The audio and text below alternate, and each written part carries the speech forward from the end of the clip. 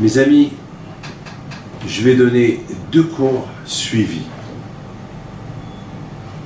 Un pour aujourd'hui, un pour demain. 6 minutes, 6 minutes. Il y a la suite demain. D'abord, je vous raconte une histoire. Napoléon, et une histoire que j'ai lue, Napoléon et la fourmi. C'est une histoire que j'ai lue dans un livre d'histoire. Vous savez que Napoléon, c'était un guerrier. C'était quelqu'un très intelligent. Très intelligent. Vous ne pouvez pas... Mais malheureusement, il avait fait des erreurs dans sa vie. Il était un homme très stratégique dans les guerres. Il a embelli Paris, il a embelli la France. Et l'Arc de Triomphe, ils l'ont construit pour lui. Il a fait beaucoup de guerres. Il est devenu empereur. Mais malheureusement, vous connaissez. Et à la fin, il a perdu à Waterloo, la guerre contre les Anglais. Et ils l'ont exilé dans une île Sainte-Hélène, loin de là. Mais il faut savoir très bien que dans la vie, il faut toujours savoir qu'il y a un début, il y a une fin. Il faut toujours faire attention que ne pas l'homme mal terminer la vie. Il faut savoir, beaucoup de fois, l'orgueil, être sûr de toi, ça peut être le début de ta chute. D'ailleurs, même dans la Torah, on n'a pas le droit de dire on n'a pas le droit de dire je suis un tzaddik. Même si je fais attention, même si je fais la religion bien, même si je fais ce que je fais, tout bien, mais il faut toujours dire je ne suis pas arrivé à la perfection. Pourquoi?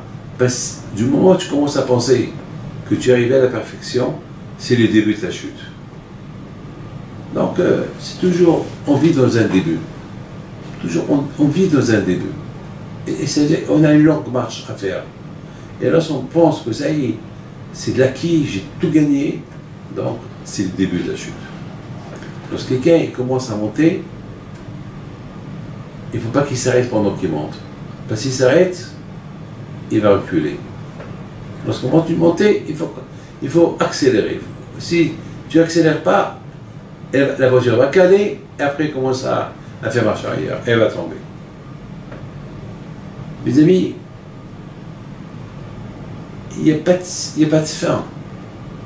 Tout le temps qu'on est vivant, c'est une montée qu'on monte. On monte, mais il faut monter, monter, monter. Il n'y a pas de fin. Au moment que tu commences à ralentir, tu tombes, tu fais marche arrière. Il y avait une fois, Napoléon, il est arrivé, il préparait une guerre. Et il était réuni avec tous ces généraux. Et chacun, il donnait des conseils. Ils ont vu que, à un moment donné, ils ont vu que Napoléon et son armée étaient encerclés par l'ennemi. Ils ne voyaient pas une sortie. Alors, les généraux, ils ont dit, vous savez quoi? Viens, on va préparer une sortie sans montrer à l'ennemi qu'on recule. Parce qu'on ne peut pas avancer. C'est impossible. C'est un piège qu'ils nous ont tendu. On ne peut pas. Et Napoléon était têtu. Non, on ne peut pas. Bon, il leur a dit, vous savez quoi? Vous avez raison. Bon, vous avez raison. Alors, demain, on va reculer sans montrer qu'on recule. Voilà. Pour ne pas qu'on montre à l'ennemi qu'on a perdu la guerre. Bon, c'est normal, c'est Napoléon. Hein, Napoléon, le lendemain matin, il réunit ses généraux, il leur dit, maintenant on attaque, on continue, on fonce. Il leur dit, mais Majesté, mais hier soir, vous-même vous avez dit, on va essayer de reculer, de sortir de ce guet-apens en honneur et gloire, sans montrer à l'ennemi qu'on a perdu la guerre. Alors comment, pourquoi vous avez changé d'avis? Il leur a dit, parce que hier soir, je suis rentré dans ma tente, j'ai vu une fourmi qui essayait de monter, elle monte, elle tombe. Encore une fois, elle remonte, elle tombe. Et elle arrive jusqu'au bout, elle retombe.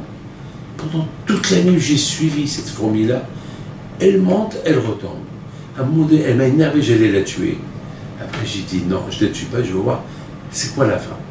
Et à la fin, vers ce matin, j'ai vu qu'elle est montée, elle est arrivée au plafond.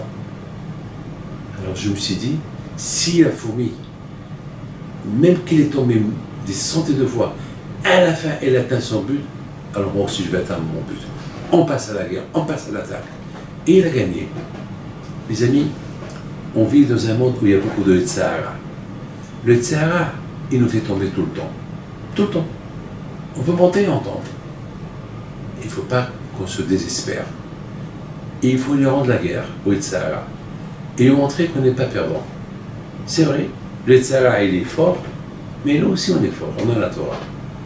Il faut faire attention. Il faut, et lorsqu'on montre le Sahara, qu'on le gagne, il ne va pas s'arrêter. Mais lorsqu'il va s'habituer à perdre, alors il va être moins fort avec nous, parce qu'il sait qu'il va perdre avec nous. Que Hachem vous protège à toujours le gagner. Commencez à monter, et que Dieu fasse que jamais vous allez tomber. Merci. À bientôt.